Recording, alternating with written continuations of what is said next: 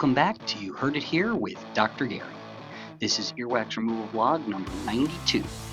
In today's episode, I'm going to be walking you through an earwax removal, 3 of them, that were performed by one of my doctors here in the office. With this first patient, you could see that there was a clear wall of yellowish wax down there. Once we used the curette at the upper portion of that earwax, you could see that it pushed through with no problem. The earwax was actually a quite thin film, and that film, even though it's not very thick, can actually cause some hearing difficulties. In this case, the patient was reporting muffled hearing. For our second patient, this time the wax is not completely occluding, and you can see as soon as we touch it, it folds very easily.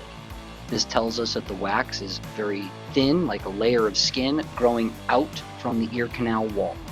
By using the curette, we're able to easily pull the wax down and out of the ear canal, giving us a great view of that eardrum.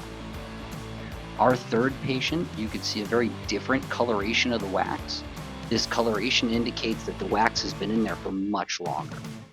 If you like these wax removal videos, please take a moment to like and subscribe.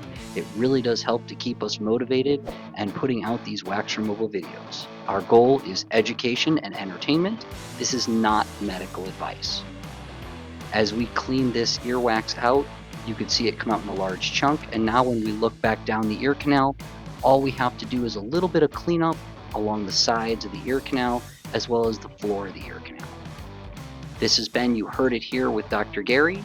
You've been watching Earwax Removal Vlog number 92. We look forward to seeing you in the next video.